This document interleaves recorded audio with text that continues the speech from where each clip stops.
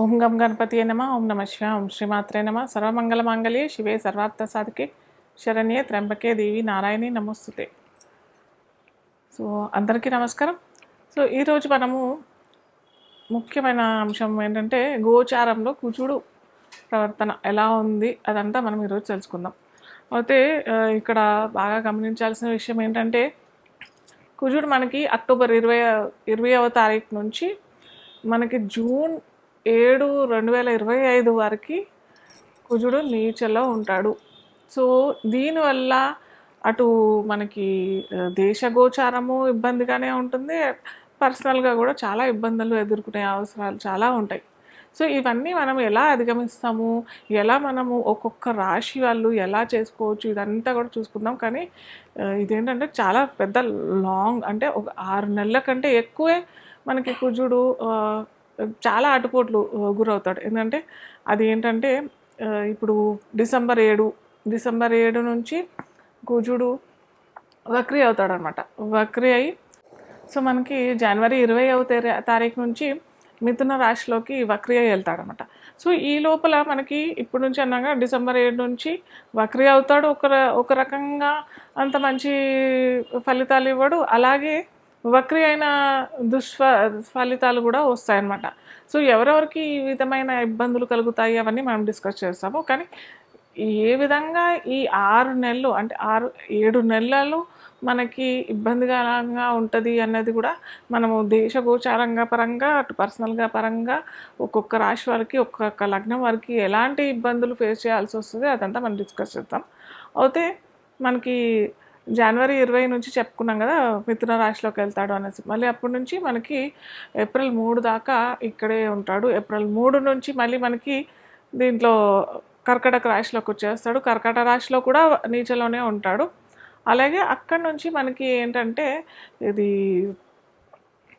June 7 నుంచి మనకి సింహరాశిలోకి వస్తాడు. సో అప్పటి నుంచి కుజుడికి బలం చేకూర్చి బలం పుంజుకొని మళ్ళీ యథావిధిగా కుజుడు ఏ విధంగా ఒక వారియర్గా మనకి పరిచయం అయ్యాడు. సో అలాంటి ఫలితాలు మళ్ళీ మనము చూస్తామన్నమాట. అది ఎప్పుడు జూన్ 7 నుంచి 2025 వరకు. అయితే ఇక్కడ ఇంకొకటి గమనించాల్సిన విషయం ఏంటంటే ఇక్కడ కుజుడు నీచ అని అనుకుంటున్నాం, కానీ ఇక్కడ కుజుడు నీచభంగ రాజయోగం కూడా అయింది. అది ఎలా అంటే కుజుడికి ఉచ్చరాశి అయిన ఆపోజిట్ మకర రాశి. సో మకర రాశ్యాధిపతిని చూస్తాడు కాబట్టి, మకర రాశ్యాధిపతి అయిన శని ఇప్పుడు ప్రస్తుతం కుంభంలో ఉన్నాడు కాబట్టి, కుంభంలో మనకి వక్రి నుంచి వెళ్ళిపోయాడు కాబట్టి శని కుంభరాశిలో ఉన్నాడు. సో కుంభంని చూస్తాడు కాబట్టి మనకి నీచభంగ రాజయోగం అవుతుంది. కాబట్టి మనకి అంత నీచమైన ఫలితాలు మటుకు ఏం కనిపించవు. కాకపోతే దేశగోచార పరంగా చూసినట్టయితే మనకి భూములు కొనుగోలు తక్కువ ఇవ్వడం, భూము రేట్లు చాలా, అంటే రియల్ ఎస్టేట్ పరంగా చూసినప్పటికీ అంత మార్కెట్ లేకపోవడం. యాక్చువల్గా ఇంకోటి ఏంటంటే భూమికి సంబంధించిన వివాదాలు రావటము, కొన్ని ఆటంకాలు, కొన్ని విస్ఫోటకాలు కూడా జరగాల్సిన పరిస్థితి. కానీ ఇప్పుడు ఇంతకుముందు చెప్పుకున్నాం కదా నీచభంగ రాజయోగం అయ్యింది కాబట్టి ఇవన్నీ నలిఫై అయిపోతాయి అన్నమాట. సో ఇప్పుడు ఒక్కొక్క రాశికి ఎఫెక్ట్ ఎలా ఉంటుంది, ఏం చేసుకుంటే వాళ్ళు ఏం పరిహారాలు చేసుకుంటే కనుక వాళ్ళు చక్కగా వాళ్ళ జీవితాన్ని సరిదిద్దుకోవచ్చో చూద్దాం. లేదా లగ్నం తెలియని వారికి రాశి అని అనుకున్నట్టయితే మనకి ఈ సింహ లగ్నానికి కుజుడికి సింహ లగ్నానికి లేదా రాశికి అధిపతి రవి భగవానుడు, అంటే సూర్య భగవానుడు.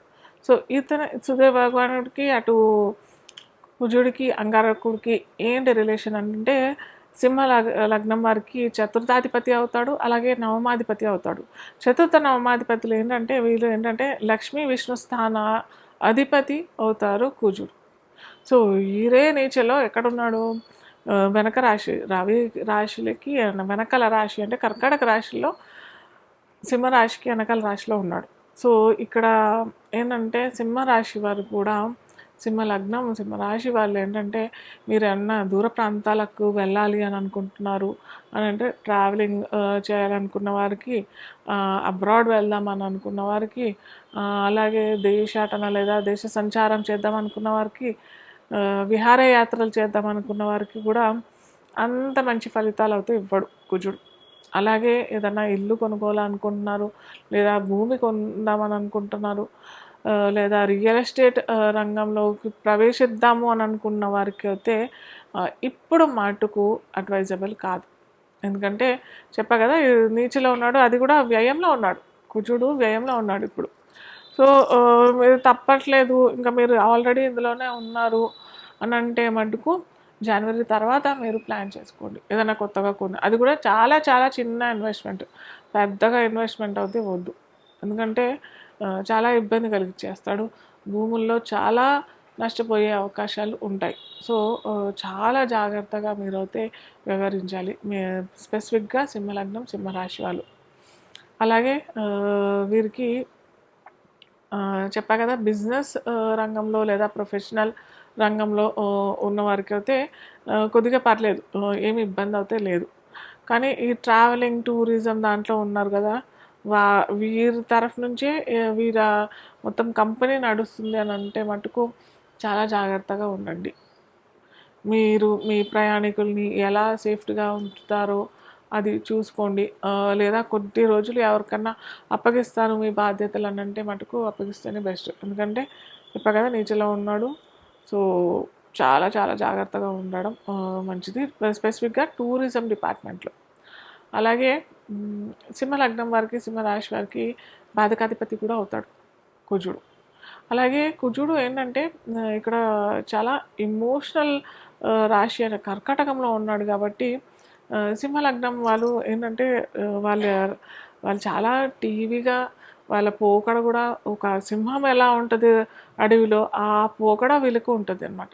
కానీ ఏంటంటే ఈ కుజుడు అలా ఉండేసరికి వీరు కూడా కొద్దిగా వీరి రాజసం కూడా తగ్గే అవకాశాలు చాలా ఉంటాయి. ఎందుకంటే ఇవి ఇద్దరు కూడా చాలా బెస్ట్ ఫ్రెండ్స్, మిత్రులు. సో మిత్రుడు సపోర్ట్ లేదు కదా ఇక్కడ. అలాగే బర్నింగ్ ప్లానెట్ రవి అంటే సన్, అలాగే కుజుడు కూడా అంతే బర్నింగ్ ప్లానెటే. సో ఈ ఇద్దరు బెస్ట్ ఫ్రెండ్స్. దాంట్లో ఒక అతను కర్కాటకంలో నీటి రాశిలో ఉన్నాడు, ఇమోషనల్ అయిపోయాడు. కాబట్టి కొద్దిగా ఈ సింహలగ్నం, సింహరాశి వాళ్ళు కూడా ఇమోషనల్ అయ్యే అవకాశాలు చాలా ఉంటాయి. సో అది జరగకుండా కొద్దిగా అవాయిడ్ చేయండి.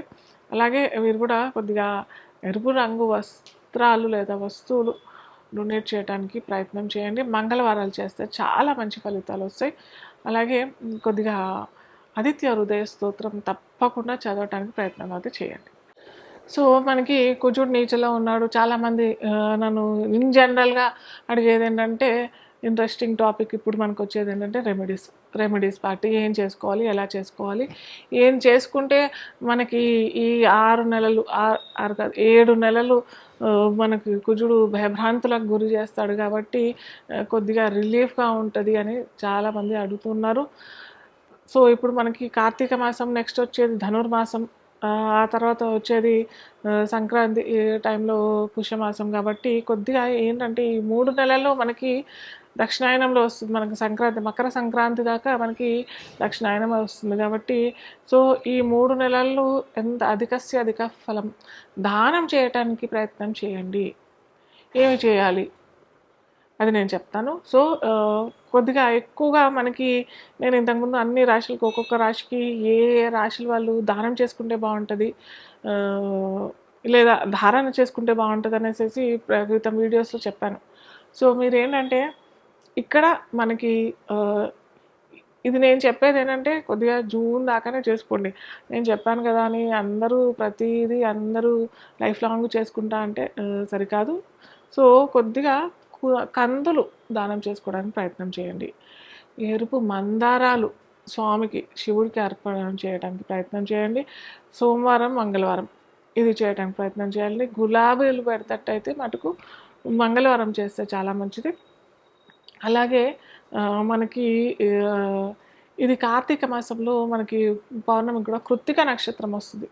కార్తికేయ స్వామి, కుజుడికి అధిదేవత ఎవరు అని అంటే మనకి సుబ్రహ్మణ్య స్వామి. సో ఈ కార్తీక పౌర్ణమి రోజు కూడా మీరేమన్నా ఈ ఎరుపు రంగు వస్తువులు లేదా వస్తువులు అని అంటే మీకు ఏమన్నా చేసుకోవచ్చు. అంటే అమ్మవారి గుళ్ళో గాజులు, ఎరుపు రంగు గాజులు కూడా ఇవ్వచ్చు. సో గాజులు ఇవ్వచ్చు. ఏమంటారు ఇవాళ బ్యాండ్స్ అని వస్తున్నాయి కదా, సో ఆడపిల్లలకి బ్యాండ్స్ ఇవ్వండి, ఇలాంటివన్నీ చేసుకోవచ్చు. కందులు మాత్రం మీరు చేసుకునే దాంట్లో పెట్టేసుకోండి. ఎంత చేసుకోవాలి అని కూడా చాలామంది అడుగుతుంటారు. సో మీకు తాహత్తుగా ఎంత తాగుతే అంత చేసుకో. ఇప్పుడు నేను నెలకు 10 లక్షలు సంపాదిస్తాను, ఓ పావు కేజీ డొనేట్ చేస్తాను అంటే అది కరెక్ట్ కాదు.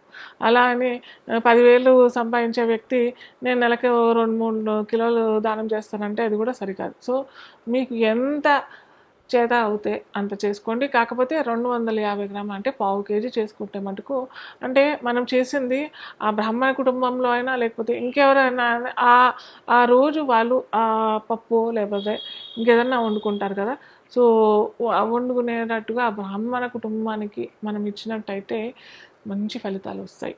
సో ఇవి చేసుకుంటానికి ప్రయత్నం చేయండి. అలాగే భూ సేకరణ మాత్రం చేసుకోకపోవడం మంచిది ఈ 6 నెలలు.